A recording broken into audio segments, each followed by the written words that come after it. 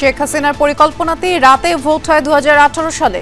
সাবেক সিইসি নুরুল হুদার জবানবন্দি বাস্তবায়ন করেন গোয়েন্দা সংস্থা সহ কর্মকর্তারা।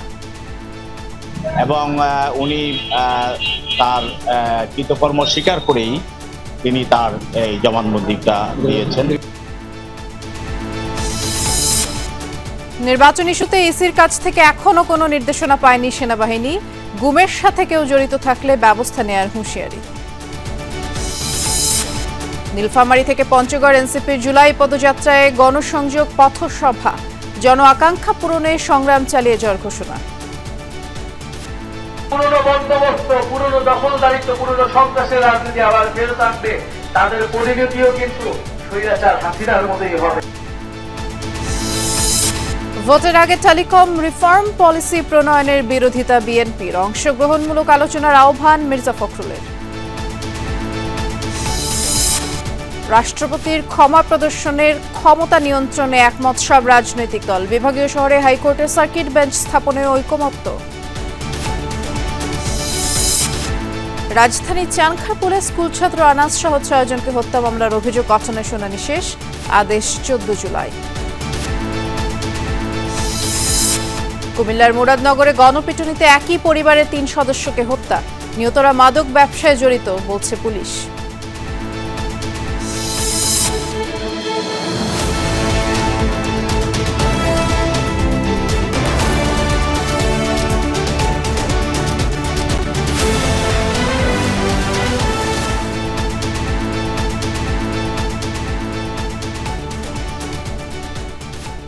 শুভেচ্ছা, আমন্ত্রণ সন্ধ্যার বাংলাদেশে। নুসরাত বৃষ্টির সাথে আছি। শিরোনামগুলো শুনছিলেন। 2018 সালে অবৈধ নির্বাচনের পূর্ণ পরিকল্পনা ও সহায়তা ছিলেন শেখ হাসিনা। সাবেক সিইসি নুরুল হুদা তার জবানবন্দিতে কথা বলেছে বলে জানালেন ঢাকা মহানগর আদালতের পিপি ওমর ফারুকী। ওই জবানবন্দিতে সাবেক সিইসি বলেছেন, নির্বাচনে গোয়েন্দা সংস্থা ও প্রশাসনের অতি উৎসাহী কর্মকর্তারা মাঠ দখলে রাখেন, আর পুলিশের অনুগতরা রাতে ব্যালটে সিল মারেন। নির্বাচন নিয়ন্ত্রণের দায়িত্ব ছিল এনএসআই ও ডিজিএফআই এর। নুরুল হুদা জানান, নির্বাচন পরিচালনায় যে প্রিজাইডিং অফিসাররা ছিলেন তারাও ছিলেন আওয়ামী লীগের অনুগত। সহকর্মী মনিরুল ইসলামের রিপোর্ট। 2014 সালের 5 জানুয়ারি একতরফা নির্বাচনের পর অনেক ঘোলা হয় জল। 5 বছর পর সবার অংশগ্রহণে প্রতিদ্বন্দ্বিতাপূর্ণ ভোটের জন্য আলোচনা, বৈঠক আর সমঝোতায় কেটেছে দিনের পর দিন। 2018 সালের 30 ডিসেম্বর নৌকা ধানের শেষের লড়াই দেখতে মুখিয়েছিল জনগণ। কিন্তু নির্বাচনের দিন যতই ঘনিয়ে আসছিল ততই শঙ্কা বাড়ছিল হস্তক্ষেপের, পক্ষপাতিত্বের। 8 ঘাট বেঁধে বস্তুনিষ্ঠ সংবাদ প্রচারে প্রস্তুত হয় যমুনা টেলিভিশন। টের পেয়ে 29 ডিসেম্বর রাত 9টা থেকে অদৃশ্য কায়দায় সারা দেশে বন্ধ করে দেওয়া হয় যমুনা টেলিভিশনের সম্প্রচার। কোনো স্থানে কেন্দ্রের আশপাশে ভিড়তেই দেওয়া হয়নি সংবাদকর্মীদের। বিএনপি সহ অনেক রাজনৈতিক দল সবাই সঙ্গে বৈঠক করে দেশের মানুষকে একটি সুষ্ঠু, অবাধ এবং নিরপেক্ষ নির্বাচনের আশ্বাস দিয়েছিল। 30 ডিসেম্বর বেশিরভাগ মানুষ জেনে যান রাতেই হয়ে গেছে ভোট। ওই ভোট কেমন হয়েছিল তা উঠে এসেছে তখনকার সিইসি নুরুল হুদার দেয়া 164 ধারার জবানবন্দিতে। জানিয়েছেন, তৎকালীন ইসি সচিব হেলাল উদ্দিন আহমদ ছিলেন অনেক কিছুর মূলে। রিটার্নিং কর্মকর্তা ও মাঠ প্রশাসনের নিয়ন্ত্রণ নেওয়া হয় প্রশাসন ক্যাডারের মাধ্যমে, আর জালিয়াতিতে সর্বোচ্চ ক্ষমতা ও বাস্তবায়নের দায়িত্ব ছিল গোয়েন্দা সংস্থা এনএসআই ও ডিজিএফআই এর। নুরুল হুদা দাবি করেন, নির্বাচন কমিশনারদের অন্ধকারে রেখে আগেই সব হয়। কনস্টিটিউশনতে 90% থেকে 100% পর্যন্ত ভোট পড়েছে, যেটা তার জন্য বিব্রতকর হয়েছে। সাংবাদিকরা অনেক জায়গায় জিজ্ঞাসাবাদ করেছে। তিনি বলতে চেয়েছেন যে তাকে অন্ধকারে রেখেই অনেক কিছু করা হয়েছে। সেক্ষেত্রে অতি উৎসাহী অনেক সরকারি কর্মকর্তা, বিভিন্ন ডিপার্টমেন্ট জড়িত সুবিধাভোগী যারা, তারাই এটা করেছে। ইন্টেলিজেন্স থেকে এবং বিভিন্ন জায়গা থেকে, সরকারি যে বিভিন্ন দপ্তর থেকে যে রিপোর্টগুলো করা হয়েছে, সেগুলো তো ফেয়ার সুন্দর নির্বাচন হয়েছে বলে তাকে জানানো হয়েছিল। কিন্তু পরে উনি জানতে পেরেছেন যে এগুলো আসলে তথ্যগুলো সঠিক দেওয়া হয় না। আদালতে জবানবন্দিতে সাবেক এই সিইসি জানান, নির্বাচনের সময় পার হবার পর তিনি জানতে পারেন অনেক কেন্দ্রে ভোট পড়েছে ভোটারের চেয়েও বেশি। অনেক জায়গায় রাতেই হয়ে গেছে ভোট। তিনি উল্লেখ করেন, পদত্যাগ করবেন তেমন পরিস্থিতিও ছিল না। সব মিলে ওই সময় তিনি অনুভব করেন সব শেষ হয়ে গেছে। বিচারকের কাছে এমন নির্বাচনের জন্য অনুতপ্ত বলেও জানান নুরুল হুদা। তার জবানিতে এসেছে, অবৈধ এই নির্বাচনের পূর্ণ পরিকল্পনা ও সহায়তায় ছিলেন সাবেক প্রধানমন্ত্রী শেখ হাসিনা। নিশিরাতের প্রধান নির্বাচন কমিশন হিসেবে বলা হয় এ কে এম নুরুল হুদা। 164 ধারায় যে জবানবন্দি দেওয়া হয় সেই জবানবন্দিটা উনি দিয়েছেন। আওয়ামী লীগ আমলে অনুষ্ঠিত 3টি জাতীয় নির্বাচনে অনিয়ম কারচুপির অভিযোগে সাবেক প্রধানমন্ত্রী শেখ হাসিনা ও সাবেক 3 প্রধান নির্বাচন কমিশনারকে আসামি করে মামলা করেন বিএনপির একজন নেতা। মামলায় সাবেক 2 সিইসি এখন কারাগারে। মনিরুল ইসলাম, যমুনা নিউজ, ঢাকা। অবাধ, সুষ্ঠু ও নিরপেক্ষ নির্বাচন অনুষ্ঠানে সেনাবাহিনী প্রস্তুত, তবে সেজন্য নির্বাচন কমিশন থেকে নির্দেশনার অপেক্ষায় রয়েছে বাহিনীর সদস্যরা, এমনটাই জানিয়েছেন সেনা সদর। আর 5 আগস্টের পর লুট হওয়া অস্ত্রের 80% উদ্ধার করেছে সেনাবাহিনী। গুমের সাথে বাহিনীর কোনো ঊর্ধ্বতন কর্মকর্তা জড়িত থাকার প্রমাণ পেলে আইনগত ব্যবস্থা নেওয়ার কথাও জানানো হয়েছে নিয়মিত ব্রিফিংয়ে। বনানীতে সেনা সদরের নিয়মিত ব্রিফিং। নির্ধারিত বক্তব্যে মিলিটারি অপারেশনস পরিদপ্তরের colonel staff colonel Shafiqul Islam গত কয়েক সপ্তাহের অভিযান এবং আটক ও উদ্ধারকৃত অস্ত্রের তালিকা তুলে ধরেন। 26টি অবৈধ অস্ত্র ও 100 রাউন্ড গোলাবারুদ। পরে প্রশ্নোত্তর পর্বে ত্রয়োদশ সংসদ নির্বাচন নিয়ে সেনাবাহিনীর অবস্থানের কথা জানান তিনি। বলেন, ইসি থেকে এখনো কোনো নির্দেশনা আসেনি। নির্দেশনা পেলে অবাধ, সুষ্ঠু ও নিরপেক্ষ নির্বাচন অনুষ্ঠানে প্রস্তুত বাহিনীর সদস্যরা। নির্বাচন নিয়ে আসলে অনেক মতামত বা তথ্য আমরা দিয়েছি, বাট ফ্যাক্ট ইজ আমরা এখন পর্যন্ত নির্বাচনের নির্দেশনা পাইনি। আমাদের নিজেদের মধ্যে একটা প্রিপারেশন অবশ্যই আছে, যেটা আমরা নির্বাচন কমিশন থেকে যখন নির্দেশনা পাবো সেই নির্দেশনা মোতাবেক যে কোনো ধরনের, যাতে করে আমরা একটি অবাধ, সুষ্ঠু, নিরপেক্ষ নির্বাচন করতে পারি, তার জন্য সকল ধরনের সহযোগিতা করতে আমরা বাংলাদেশ সেনাবাহিনী প্রস্তুত আছে। 5 আগস্টের পর লুট হওয়া 80 ভাগ অস্ত্র এখন পর্যন্ত উদ্ধার হয়েছে বলেও জানান তিনি। এছাড়া পার্বত্য এলাকার আইন শৃঙ্খলা নিয়ন্ত্রণে টহল জোরদার করেছে সেনাবাহিনী। গত 2 সপ্তাহে পার্বত্য চট্টগ্রামে সেনাবাহিনী কর্তৃক অভিযান পরিচালনা করে 13টি আগ্নেয়াস্ত্র উদ্ধার করে, 23 জন সন্ত্রাসীকে গ্রেপ্তার করে এবং একটি ইউপিডিএফ এর ক্যাম্প ধ্বংস করে। এ সময় গুমের সাথে বাহিনীর ঊর্ধ্বতন কর্মকর্তাদের জড়িত থাকার বিষয়ে বলেন, প্রমাণ পেলে আইনগত ব্যবস্থা নেওয়া হবে। কিছু কিছু সেনা সদস্য যারা ডেপুটেশনে ছিল তাদের বিরুদ্ধে গুমের সাথে অভিযোগ এসছে এবং তাদের তদন্ত চলমান রয়েছে, এবং তাদের এই তদন্তে যদি গুমের সংশ্লিষ্টতা প্রমাণ পায় তাহলে অবশ্যই বাংলাদেশ সেনাবাহিনী তাদের বিরুদ্ধে যথাযথ আইনানুগ ব্যবস্থা গ্রহণ করবে। মব ভায়োলেন্স প্রতিরোধে বাহিনীর সদস্যরা প্রস্তুত বলেও জানান কর্নেল শফিকুল ইসলাম।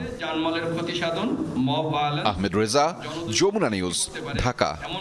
যারা পুরনো দখলদারিত্বের বন্দোবস্তকে ফিরিয়ে আনতে চায় তাদের পরিণতিও স্বৈরাচারের মতো হবে। নীলফামারী থেকে পঞ্চগড় এনসিপির জুলাই পদযাত্রা এমন হুঁশিয়ারি দিয়েছেন দলটির আহ্বায়ক নাহিদ ইসলাম। আর রাজনৈতিক পরিচয়ে যারা চাঁদাবাজি করছেন জনগণকে নিয়ে তাদের রুখে দেওয়ার কথা বলেছেন দক্ষিণাঞ্চলের মুখ্য সংগঠক হাসনাত আব্দুল্লাহ। জনগণের ম্যান্ডেট পূরণে নতুন সংবিধান প্রণয়ন প্রয়োজন বলেও মন্তব্য করেন দলটির নেতাকর্মীরা। অভ্যুত্থানে অংশ নেওয়া গণমানুষের কথা শুনতেই দেশ জুড়ে জাতীয় নাগরিক পার্টির এই জুলাই পদযাত্রা। কর্মসূচিটি শুরু হয় নীলফামারীর সৈয়দপুরে শহীদ সাজ্জাদের কবর জিয়ারতের মধ্য দিয়ে। পরে চৌরঙ্গি মোড়ে পথসভায় দলটির আহ্বায়ক নাহিদ ইসলাম বলেন, মৌলিক সংস্কারের মধ্য দিয়ে নির্বাচন হওয়া দরকার, অথচ নির্বাচনের নামে জনগণের সামনে মূলা ঝুলানো হচ্ছে। যারা পুরনো বন্দোবস্তকে ফিরিয়ে আনতে চায় তাদের পরিণতিও স্বৈরাচারের মতো হবে, এমন হুঁশিয়ারিও উঠে আসে এনসিপি আহ্বায়কের কণ্ঠে। যদি কেউ মনে করে আবার পুরনো বন্দোবস্ত, পুরনো দখলদারিত্ব, পুরনো সন্ত্রাসের রাজনীতি আবার ফেরত আনবে, তাদের পরিণতিও কিন্তু স্বৈরাচার হাসিনার মতোই হবে। 7 মাস 8 মাস আজ 1 বছর হয়েছে, কিন্তু এই সকল দাবি পূরণ করা হচ্ছে না। কেবল নির্বাচন নির্বাচন নির্বাচন বলে আমাদেরকে সামনে একটা মূলা ঝুলানো হচ্ছে। কথা বলেন দক্ষিণাঞ্চলের মুখ্য সংগঠক হাসনাত আব্দুল্লাহ। বলেন, জনগণকে সাথে নিয়ে চাঁদাবাজদের উৎখাত করা হবে। আমরা আপনাদেরকে সাথে নিয়ে এখন চাঁদাবাজদেরকে উৎখাত করব, দুর্নীতিবাজকে উৎখাত করব। যারা দুর্নীতি করবে, যারা চাঁদাবাজি করবে, তারা হচ্ছে রাজনৈতিক দৌলতের পরিচয় দিচ্ছে। এ সময় বিহারি ক্যাম্পও পরিদর্শন করেন এনসিপির শীর্ষ নেতারা। দাবি করেন, বর্তমান সংবিধানে দেশের মানুষের কোনো ম্যান্ডেট নেই। মানুষ চায় রাষ্ট্র কাঠামোর পরিবর্তন ঘটুক, মানুষ চায় একটা শান্তির জীবন। এই বিষয়গুলো যাতে সংবিধান দ্বারা রক্ষিত হয় সেটা ট্রান্সলেট করা আমাদের দায়িত্ব। তো সেই জায়গা থেকে অবশ্যই নতুন সংবিধানের প্রয়োজনীয়তা সবাই উপলব্ধি করতে পারছে। নীলফামারীতে পথসভার পর পঞ্চগড়ে পৌঁছায় এনসিপির গাড়িবহর। সেখানে পদযাত্রা শেষে পথসভায় বক্তব্য রাখেন নেতৃবৃন্দ।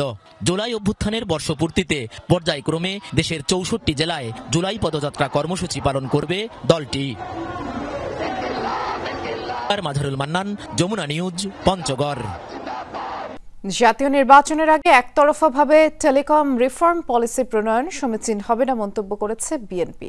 গুলশানের চেয়ারপারসনের কার্যালয়ে এক সংবাদ সম্মেলনে এই মন্তব্য করেন মহাসচিব মির্জা ফখরুল ইসলাম আলমগীর। তিনি বলেছেন, পলিসিতে গুরুতর কিছু সমস্যা রয়েছে যা সংশ্লিষ্ট খাতের টেকসই উন্নয়নকে বাধাগ্রস্ত করবে। অংশগ্রহণমূলক আলোচনার পর পলিসি চূড়ান্ত করার আহ্বান জানান তিনি। টেলিকম নেটওয়ার্ক ও লাইসেন্সিং রিফর্ম পলিসি 2025-এর খসড়া চূড়ান্তের উদ্যোগ নিয়েছে সরকার, যেখানে আন্তর্জাতিক কল আদান প্রদানকারী 23টি IGW এবং আন্তঃ অপারেটর সংযোগ সেবাদানকারী 24টি ICX কোম্পানি বিলুপ্ত হবে। সাম্প্রতিক ড্রাফট টেলিকম নেটওয়ার্ক।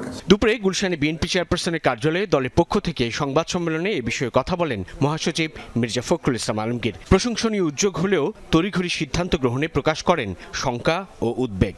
যেটি গুরুতর সমস্যা রয়েছে যে টেলিকম খাতে সমতাভিত্তিক ও টেকসই উন্নয়নে বাধা দিতে পারে। বিশেষ করে এসএমই ও স্থানীয় ব্যবসায়ীদের সম্ভাব্য ক্ষতি, কর্মসংস্থান হ্রাস এবং অর্থনীতির উপর প্রভাব বিবেচনায় রেখে এটি করা গুরুত্বপূর্ণ।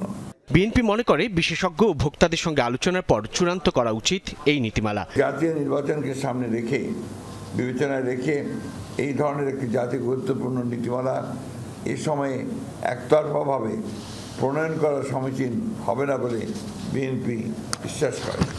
এই প্রস্তাবিত নীতিমালার একটি পূর্ণাঙ্গ আর্থিক ও সামাজিক পরিণাম বিশ্লেষণ করা হোক। বড় মোবাইল অপারেটর তারা একটা বিরাট সুবিধা পাবে। সুবিধার টার্গেট যেটা হওয়া উচিত আমরা মনে করি একটা গণতান্ত্রিক সমাজে সাধারণ মানুষ যাতে সুবিধাটা পায়। এখানে পলিসি অপশন এবং পলিসি ডিসিশন এইটা কিন্তু আলাদা করে দেখতে হবে। এখন যারা বিশেষজ্ঞ যাদের কাছে পলিসি অপশন দেয় তারা যদি পলিসি ডিসিশন নিয়ে নেয় তাহলে কিন্তু সংঘাত সৃষ্টি হবে। মির্জা ফখরুল বলেন, প্রস্তাবিত নীতিমালায় বেশ কিছু সমস্যা ও চ্যালেঞ্জ সৃষ্টি করবে, বাজারে একচেটিয়া আধিপত্যের ঝুঁকি তৈরি করবে বলেও অভিমত বিএনপির। মির্জা ফখরুল বলেন, বিদেশি বিনিয়োগকারীদের মালিকানার সীমা নিয়েও অস্পষ্টতা আছে। বড় কোম্পানিগুলো আরও বাজার দখল করে নিতে পারে। মোবাইল অপারেটরদের ফাইবার ভিত্তিক ব্যবসা, সংযোগ সেবা কোথাও সীমাবদ্ধ তাই স্পষ্ট নয়, ফলে বিবাদ ও অসাম্য তৈরি হতে পারে। নতুন প্রযুক্তির বিষয়ে স্পষ্টতা নেই। ডিজিটাল সংযুক্তির মাধ্যমে সমতাভিত্তিক উন্নয়ন এবং জাতীয় ডিজিটাল নিরাপত্তা ও সার্বভৌমত্ব রক্ষার উপর গুরুত্ব দেন মির্জা ফখরুল ইসলাম আলমগীর। প্রাণের বিনিময়ে আমরা যেন কেউ সুস্থ সুন্দরভাবে যেতে পারি সেই পথেই আমরা হাঁটছি। সাইফুদ্দিন রবিন, যমুনা নিউজ, ঢাকা। খসড়া টেলিকম পলিসি নিয়ে বিএনপির এই বক্তব্যকে স্বাগত জানিয়েছেন প্রধান উপদেষ্টার টেলিযোগাযোগ বিষয়ক বিশেষ সহকারী ফয়েজ আহমেদ তৈয়ব। বিকেলে খসড়া পলিসি চূড়ান্তকরণ নিয়ে আন্তঃমন্ত্রণালয় বৈঠক শেষে তিনি জানিয়েছেন, বিএনপি মহাসচিব পুরনো খসড়া নিয়ে মতামত দিয়েছেন, এটি আরও পরিবর্তন হচ্ছে আর শীঘ্রই তা বিটিআরসির ওয়েবসাইটে প্রকাশ করা হবে।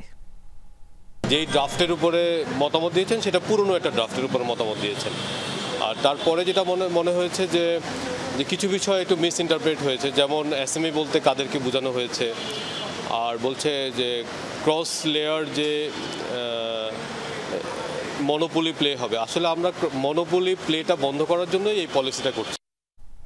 রাষ্ট্রপতির ক্ষমা প্রদর্শনের ক্ষমতার অপব্যবহার নিয়ন্ত্রণে সংবিধানের 49 অনুচ্ছেদ সংশোধনে একমত সব রাজনৈতিক দল। তবে কি আইন বা নীতি দ্বারা তা নিয়ন্ত্রণ করা হবে তা পরবর্তী সংসদ ঠিক করবে।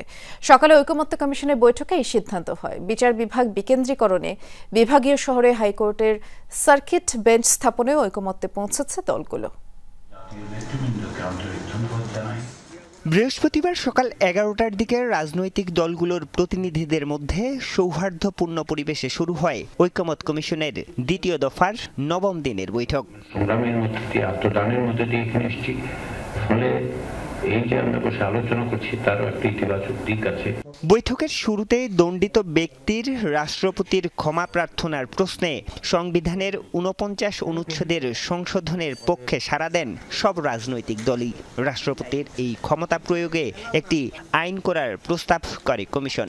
প্রস্তাব দেওয়া হয় একটি ক্ষমা প্রদর্শন বোর্ড গঠনের। তবে এ বিষয়ে দলগুলোর মধ্যে ভিন্নমত থাকায় সিদ্ধান্ত হয় পরবর্তী সংসদ ঠিক করবেন এই আইন। এখানে আমরা একটা রেস্ট্রিকশন আনার চেষ্টা করেছি টু এনশিওর দি জাস্টিসকে নিশ্চিত করার জন্য, এবং ক্ষমার ফাঁকে যেন কোনো দুর্বৃত্ত বা কোনো দাগি খুনি আসামি এখান থেকে ছাড়া পেয়ে না যায়, যাতে সর্বোচ্চ দণ্ডপ্রাপ্ত অপরাধী যাতে রাজনৈতিক বিবেচনা যাতে বেরিয়ে যেতে না পারেন। এ ব্যাপারে সাধারণভাবে একটা 49 ধারার পরিবর্তনের কথাটা এসছে। রাষ্ট্রপতির ক্ষমা প্রদর্শন নিয়ে অতীতে আমরা দেখেছি কতগুলো জটিলতা হয়েছে এবং এটা পারফেক্টলি হয় নাই। বিচার প্রার্থীদের ভোগান্তি বিবেচনায় বিচার বিভাগ বিকেন্দ্রীকরণের প্রস্তাব দেয় ঐকমত্য কমিশন। এ বিষয়ে বেশিরভাগ দলই প্রতিটি বিভাগীয় শহরে হাইকোর্টের সার্কিট বেঞ্চ গঠনের পক্ষে মত দিলেও কিছুটা ভিন্নমত পোষণ করে বিএনপি। যদি পার্মানেন্ট বেঞ্চ করতে হয় হাইকোর্ট ডিভিশনের সংবিধানে পরিবর্তন এনে, সেই ক্ষেত্রে আমাদেরকে সুপ্রিম কোর্টের একটা আলোচনা সাপেক্ষে করা উচিত। বিকজ আমরা চাই বিচার জনগণের দোরগোড়ায় পৌঁছুক। বিচারকদের সঙ্গে, হাইকোর্টের সঙ্গে, সুপ্রিম কোর্টের সঙ্গে আলাপ আলোচনা করে, পরামর্শ করে তাদের শর্ত সাপেক্ষে তারপরে স্থায়ী বেঞ্চগুলো স্থাপনের সিদ্ধান্ত গ্রহণ করা যেতে পারে। নতুন বন্দোবস্ত করতে হলে আসলে এই সমস্ত কোটারি স্বার্থ ভেঙে বাংলাদেশকে একটা বিকেন্দ্রীকৃত জায়গায় নিয়ে যেতে হবে এবং বিচার বিভাগেরও বিকেন্দ্রীকরণ করতে হবে। বিগত কয়েকদিনের বৈঠক নিয়ে হতাশা থাকলেও বৃহস্পতিবারের বৈঠকে রাজনৈতিক দলগুলোর আন্তরিকতা নিয়ে আসার কথা জানান ঐকমত্য কমিশনের সহসভাপতি। জাতীয় নেতৃবৃন্দ যে আন্তরিকতার সঙ্গে এবং হৃদ্যতার সঙ্গে সহযোগিতার সঙ্গে কাজ করছেন, একত্রে কথা বলছেন, ঐকমত্যে আসার জন্য ছাড় দিচ্ছেন, সেজন্য আমি ঐকমত্য কমিশনের পক্ষ থেকে প্রত্যেককে ব্যক্তিগতভাবে কমিশনের পক্ষ থেকে কমিশন হিসেবে আন্তরিক ধন্যবাদ জানাই।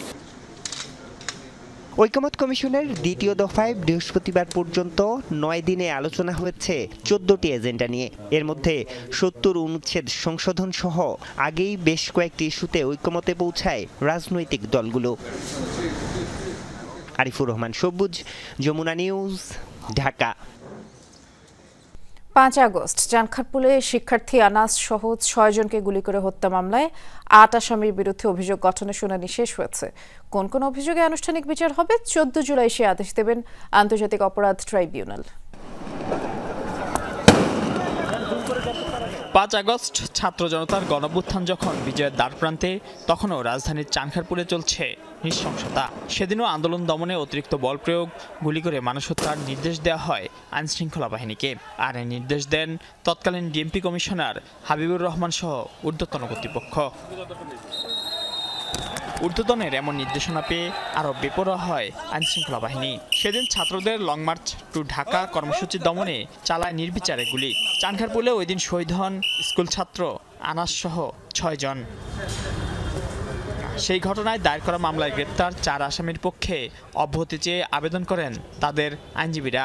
পলাতক 4 আসামির পক্ষেও অব্যাহতি চেয়ে আবেদন করেন রাষ্ট্রনিযুক্ত আইনজীবী। শুনানি শেষে মামলার চার্জ গঠনের জন্য আগামী 14 জুলাই দিন ধার্য করেন ট্রাইব্যুনাল 1। প্রসিকিউশন বলছে, রাষ্ট্রের শীর্ষ পর্যায় থেকে যে নির্দেশনা এসেছিল তা বাস্তবায়ন করে মাঠ পর্যায়ের পুলিশ সদস্যরা। কাজেই কারোরই দায় এড়ানোর সুযোগ নেই। ক্ষমতায় টিকে থাকার জন্য শেষ মুহূর্ত পর্যন্ত প্রচেষ্টা চালিয়েছিলেন এবং এই প্রচেষ্টা চালানোর জন্য তারা যে এহেন অপরাধ নাই যেটা করেন। একজন কনস্টেবলকে আপনারা দেখেছেন গুলি করছে, যে লোকটা তার থেকে অনেক দূরে আছে, যে লোকটা ঢিল মারলে তার গায়ে লাগবে, টার্গেট করে গুলি করছে। তারপরে এসে আবার মনে হচ্ছে যে আরাম এসে বসছেন, রেস্ট নিচ্ছেন, আবার উঠে যায় গুলি করছে। ন্যায় বিচারের প্রত্যাশা আসামিপক্ষের আইনজীবীদের। বলেন, ঊর্ধ্বতন কর্তৃপক্ষের নির্দেশ অমান্য করার সুযোগ ছিল না পুলিশ কনস্টেবলদের। সুপেরিয়র রেসপন্সিবিলিটির কথাটা ওইটা বলেছি আমরা।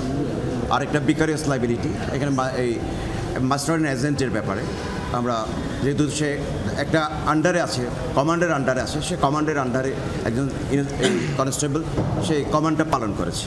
ওইখানে এডিসি আক্তারুজ্জামান কমান্ডিংয়ে উনি নেতৃত্ব দিয়েছেন এবং এডিসি আক্তারুজ্জামান এবং এসি ছিল, সেখানে একজন ইন্সপেক্টর কোনোভাবে কমান্ডিং অফিসার হতে পারেন এবং তিনি নিরস্ত্র ছিলেন। তিনি যেহেতু পুলিশের একজন কনস্টেবল, তিনি প্রজাতন্ত্রের কর্মচারী হিসেবে তার উপর প্রযোজ্য দেশীয় আন্তর্জাতিক আইন অনুযায়ী জনগণের জানমাল রক্ষা এবং নিরাপত্তার জন্য দায়িত্ব পালন করেছেন। এর আগে সকালে এই মামলায় কারাগারে থাকা 4 আসামিকে ট্রাইব্যুনালে হাজির করা হয়। পলাতক আছেন সাবেক ডিএমপি কমিশনার হাবিবুর রহমান, সাবেক যুগ্ম কমিশনার সুদীপ কুমার চক্রবর্তী সহ 4 পুলিশ কর্মকর্তা। মাইনুল মারুফ, যমুনা নিউজ, ঢাকা। কুমিল্লার মুরাদনগরে একই পরিবারের 3 জনকে পিটিয়ে হত্যা করেছে এলাকাবাসী। অভিযোগ, দীর্ঘদিন ধরে মাদক কারবার সহ নানা অপকর্ম করে আসছিল পরিবারটির সদস্যরা।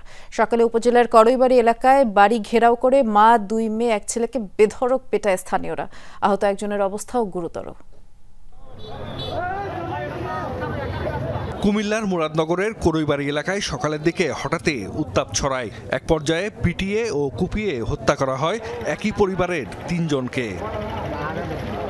স্থানীয়দের অভিযোগ, এলাকার রুবি আক্তার ও তার পরিবারের সদস্যরা দীর্ঘদিন ধরে এলাকায় মাদক কারবার সহ নানা অপকর্মে জড়িত। কেউ প্রতিবাদ করলেই ঠুকে দেয়া হতো মামলা। এসব বিষয় নিয়ে বৃহস্পতিবার সকালে রুবির সাথে কথা বলতে আসেন স্থানীয় ইউপি চেয়ারম্যান ও এক মেম্বার। এ সময় রুবি ও তার পরিবারের সদস্যরা তাদের উপর হামলা চালায়। এতে বিক্ষুব্ধ হয়ে ওঠে এলাকাবাসী। এক পর্যায়ে পিটিয়ে ও কুপিয়ে হত্যা করা হয় রুবি আক্তার, তার মেয়ে জোনাকি আক্তার ও ছেলে রাসেল মিয়াকে। গুরুতর আহত হন রুবি আক্তারের আরেক মেয়ে রুমা আক্তার। সন্ত্রাস, চাঁদাবাজি যত আছে, চোর ডাকাতি আড্ডা আছে। গ্রামের মানুষের উপরে বিভিন্ন প্রকার জুলুম অত্যাচার চালাইতো। তারা মাদকের সাথে জড়িত ছিল। তারা সতর্ক করার জন্য আইসে পরে মনে করেন তার মেম্বার চেয়ারম্যানের উপরে আক্রমণ চালাইছে। ওই সুবাদে হাতাহাতির নাকি হয়েছিল শুনছি। এটার থেকে মারা গেছে আর কি লোকজন। তবে নিহতদের স্বজনদের দাবি, স্থানীয় এক স্কুল শিক্ষকের মোবাইল চুরির বিষয় নিয়ে তাদের সাথে ঝামেলা চলছিল। এর জের ধরেই এই হত্যাকাণ্ড।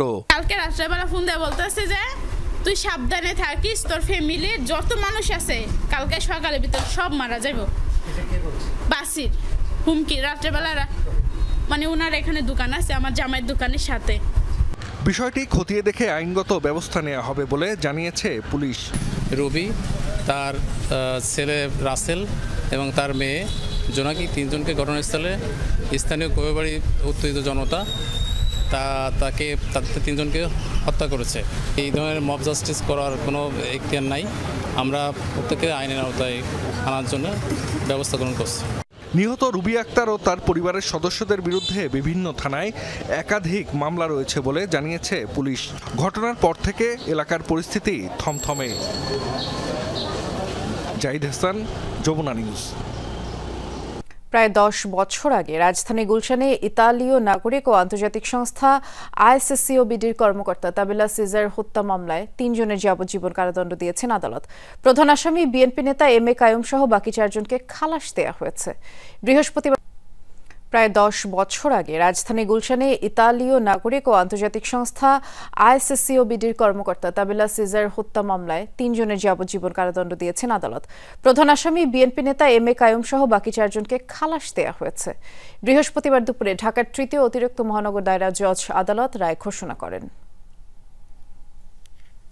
বৃহস্পতিবার দুপুরে ঢাকার 3য় অতিরিক্ত মহানগর দায়রা জজ আদালতে তোলা হয় কারাগারে থাকা আলোচিত তাবেলা সিজার হত্যা মামলার 4 আসামিকে।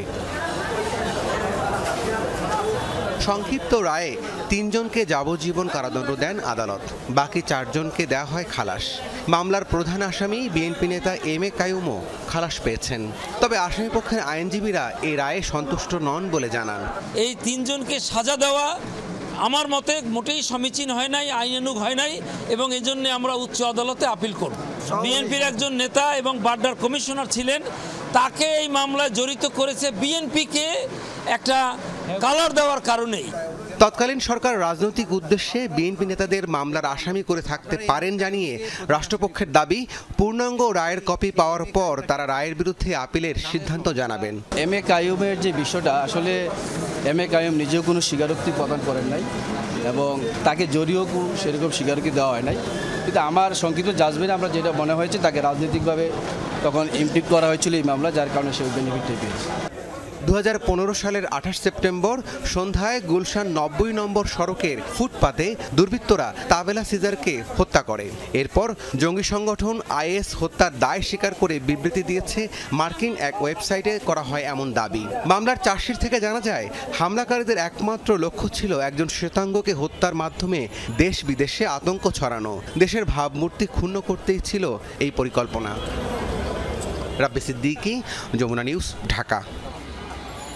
দেশে নারী ও শিশু নির্যাতনের ঘটনা মহামারী পর্যায়ে বলে জানিয়েছেন নারী ও শিশু বিষয়ক উপদেষ্টা। বলেছেন শুধু জুনের 10 দিনে 24টি ধর্ষণের ঘটনা ঘটেছে। এর জন্য রাজনীতি, মাদক সহ 3 কারণকেই দায়ী করেছেন উপদেষ্টা। মাদ্রাসায় শিশুদের যৌন নির্যাতন করা হয় বলে অভিযোগ করেন উপদেষ্টা শারমিন মুর্শিদ। তিনি জানিয়েছেন ধর্ষণ নির্যাতন বন্ধে কুইক রেসপন্স টিম গঠন করা হচ্ছে। মাগুরার আসিয়া থেকে মুরাদনগর, এরপরই ভোলা। প্রায় প্রতিদিনই নারী ধর্ষণ ও নির্যাতনের ঘটনা। এর শেষ কোথায়, এমন প্রশ্নে অসহায়ত্ব খোদ নারী ও শিশু বিষয়ক উপদেষ্টার। 20 জুন থেকে 29 জুন 24টা ধর্ষণ হয়েছে। এই 24টা ধর্ষণে 12টাই হচ্ছে শিশু, 6 বছরের। ধর্মভীরু একটি জাতি এবং দেশ, তাই না? 60 বছরের বুড়ো কি করে 6 বছরের একটি মেয়ে শিশুর গায়ে হাত দিতে পারে? বাংলাদেশে নারী নির্যাতন ও শিশু নির্যাতন একটি এপিডেমিক পর্যায়ে। আমি এই জিনিসটা নিয়ে কাজ করছি 40 বছর ধরে। সরকার এসেছে, সরকার গেছে, কেউ কিন্তু এটাকে সামাল দিতে পারেনি। একটা বড় কারণ হচ্ছে রাজনীতি, মাদক, তরুণ বাচ্চা ছেলেমেয়েদেরকে ঠিকমতো করে মানুষ করতে পারছে না।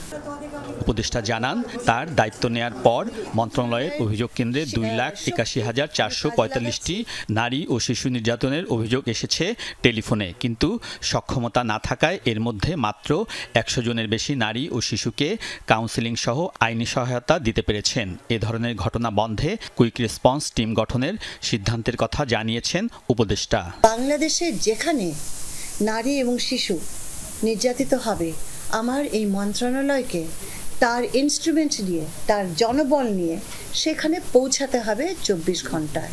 উপদেষ্টা অভিযোগ করে বলেন, দেশের মাদ্রাসাগুলোতে ছেলে শিশুদের যৌন নিপীড়নের ঘটনাও উদ্বেগজনক। মাদ্রাসাগুলো আমাদের চোখের আড়ালে থাকে, পরিসংখ্যান নাই, কিন্তু আমাদের মন্ত্রণালয় থেকে আমরা সেই পরিসংখ্যানটা করার সিদ্ধান্ত নিয়েছি। সেখানে ছোট্ট ছোট্ট ছেলেদের সেক্সুয়ালি অ্যাবিউজ করা হয় এবং সেই অ্যাবিউজের কারণে যে সুস্থ বিকাশটা তার ঘটার কথা সেটা ব্যাহত হয়ে যায়। তোমার ছোট ছেলেটা যে মাদ্রাসায় দিয়ে দিয়েছো, তার খবরটা রাখছো? কুমিল্লার মুরাদনগরে ধর্ষণ ও ভিডিও ধারণকারীদের সর্বোচ্চ শাস্তি চান তিনি। বলেন, মানবাধিকার কর্মী হলেও এসব ক্ষেত্রে মৃত্যুদণ্ডের পক্ষে তিনি। আলমগীর স্বপন, যমুনা নিউজ, ঢাকা। চলমান সংস্কার কাজে যুক্তরাষ্ট্র সমর্থন অব্যাহত রাখবে বলে জানিয়েছেন মার্কিন পররাষ্ট্রমন্ত্রী মার্কো রুবিও। প্রধান উপদেষ্টা ডক্টর মোহাম্মদ ইউনূসকে টেলিফোনে এই অবস্থান স্পষ্ট করার পাশাপাশি সম্ভাব্য দ্রুত সময় নির্বাচনের ব্যাপারে আলোচনা হয়েছে বলে জানিয়েছেন পররাষ্ট্র উপদেষ্টা তৌহিদ হোসেন। উপদেষ্টা বলেছেন, 3 বছরের জন্য জাতিসংঘ মানবাধিকার অফিস স্থাপনের বিষয়টি আলোচনা চলছে। দুপক্ষ একমত হলে চূড়ান্ত চুক্তি, তবে পরবর্তী সরকার চাইলে এটির মেয়াদ বাড়াতে পারবে। গেল সপ্তাহে মালয়েশিয়ার গ্রেফতার 36 বাংলাদেশের ব্যাপারে তথ্য চাইলেও এখনো কুয়ালালামপুর কিছুই জানায়নি ঢাকাকে। গঙ্গা ও তিস্তা সহ ভারতের সাথে অভিন্ন নদীর পানি বন্টন নিয়ে টাল বাহানার কিছু নেই উল্লেখ করে আলোচনার মাধ্যমে সমাধানের কথা বলেন তৌহিদ হোসেন। তারা ভালো, খুব চমৎকার পরিবেশে কথাবার্তা হয়েছে। আমি সামনে বসা ছিলাম এবং সেখানে যেই সংস্কার কার্যক্রমে তাদের সমর্থনের কথাও বলেছে, নির্বাচন সম্বন্ধেও তারা জিজ্ঞেস করেছে এবং তারা ব্যাপারেও আমাদের যে সংস্কার কার্যক্রম চলছে ব্যাপারেও তাদের সমর্থনের কথা ব্যক্ত করেছে। তখন তাদেরকে জানানো হয়েছে যে আসলে যথাযথ সম্ভব নির্বাচন করা হবে। রূপপুর বিদ্যুৎ প্রকল্প ও পদ্মা সেতুতে রেল স্থাপনে প্রয়োজনের তুলনায় দ্বিগুণ খরচ করা হয়েছে বলে মন্তব্য করেন বাংলাদেশ ব্যাংকের governor doctor Ahsan H Mansur. বিকেলে রাজশাহীর একটি রেস্তোরাঁর মুদ্রানীতি প্রণয়নের লক্ষ্যে একটি মতবিনিময়ে কথা বলেছেন তিনি। আরও বলেন, রূপপুর বিদ্যুৎ কেন্দ্রে $13 বিলিয়ন খরচ হয়েছে, সেটি $6 বিলিয়ন সম্পন্ন করা সম্ভব ছিল। 70,000 কোটি টাকা ব্যয়ে পদ্মা সেতুতে রেল সেতু নির্মাণ করা হয়েছে। এটি বিলাসিতা ছাড়া কিছুই না, টাকাকে কখনোই অবমূল্যায়ন করা যাবে না। এদিকে পলিসি মেকিং এর ক্ষেত্রে দেশ নয় নিজেদের স্বার্থে ব্যবহার করেছে বিগত সরকার। এছাড়া বিদেশে পাচারকৃত অর্থ পর্যায়ক্রমে ফিরিয়ে আনা হবে বলেও জানান গভর্নর।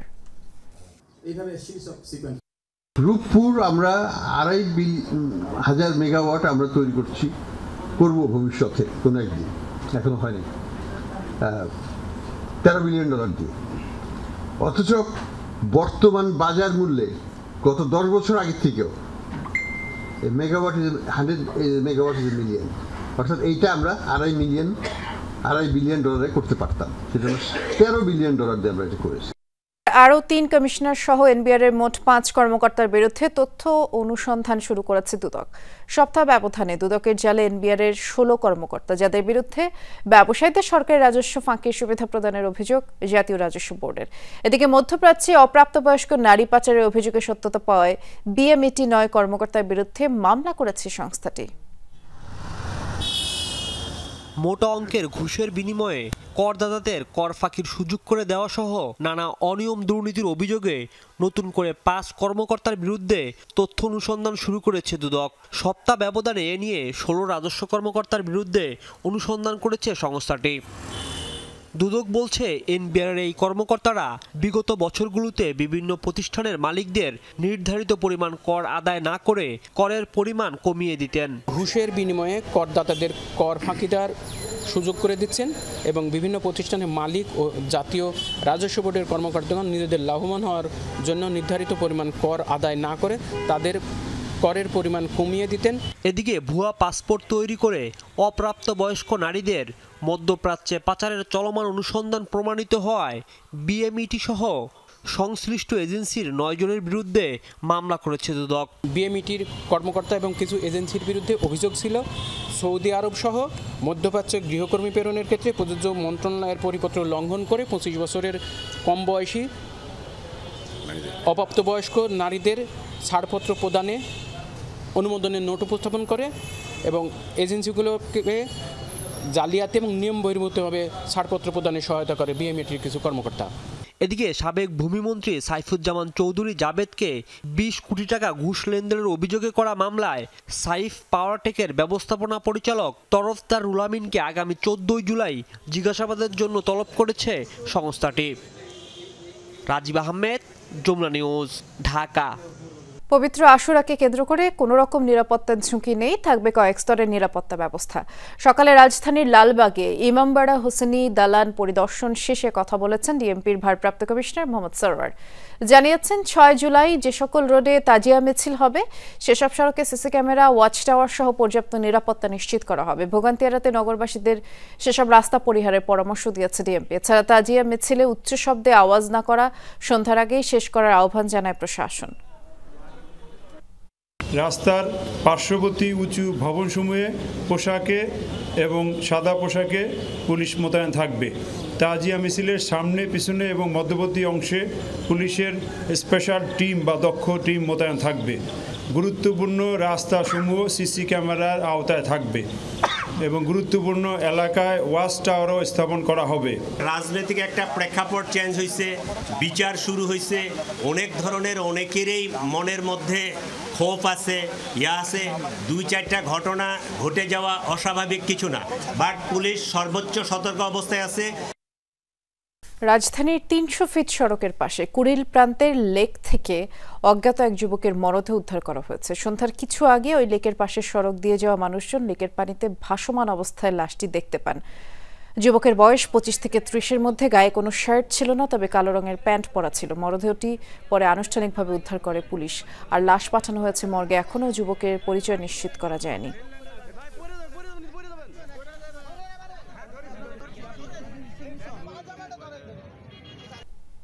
গাজায় যুদ্ধবিরতি আলোচনার মধ্যে অব্যাহত ইসরায়েলি আগ্রাসন, ভয়াবহ হামলায় একদিনে আরও 118 জন ফিলিস্তিনির মৃত্যু হয়েছে। নিহতদের মাঝে 24 জন ত্রাণ বিতরণ কেন্দ্রে খাবারের জন্য অপেক্ষমান ছিলেন।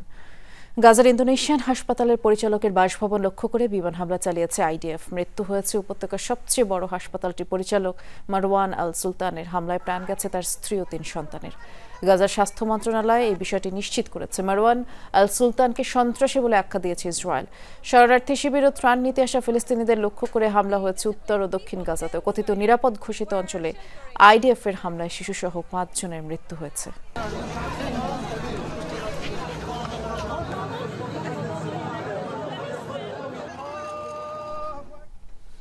চীনের উত্তর ও পশ্চিমাঞ্চলে আকস্মিক বন্যা ও ভূমিধসের আশঙ্কায় রেড অ্যালার্ট জারি করা হয়েছে। টানা ভারী বৃষ্টিপাতের ফলে বৃহস্পতিবার সর্বোচ্চ সতর্কতা জারি করা হয়। প্রবল বৃষ্টির ঢল গানসু প্রদেশ থেকে ছড়িয়ে পড়ে উত্তর পূর্বের লিয়াওনিং পর্যন্ত। এর আগে বুধবার হেনান প্রদেশের টাইপিং শহরে একটি নদীর বাঁধ ভেঙে 5 জন প্রাণ হারান, আরও 3 জন নিখোঁজ হন। গানসু প্রদেশেও ভূমিধসে 2 জন মারা যায়। অন্যদিকে হুবেই প্রদেশের শিয়ানফেং শহরে মাত্র 12 ঘন্টার ভারী বৃষ্টিপাতে রাস্তাঘাট তলিয়ে যায়, ভেসে যায় গাড়ি। এই পরিস্থিতি মোকাবিলায় 18,000 মানুষকে নিরাপদ আশ্রয় সরিয়ে নিয়েছে স্থানীয় কর্তৃপক্ষ। সাময়িকভাবে বন্ধ রাখা হয়েছে অফিস, শিক্ষা প্রতিষ্ঠান।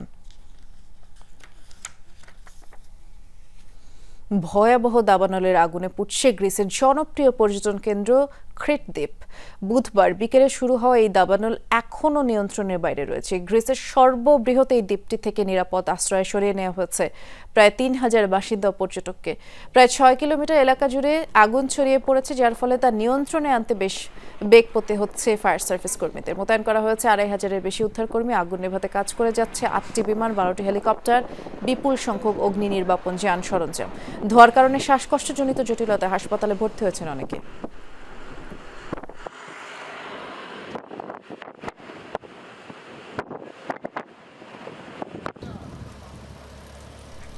এ ছিল আজকে সন্ধ্যার বাংলাদেশের আয়োজনে। সাথে থাকার জন্য সবাইকে ধন্যবাদ।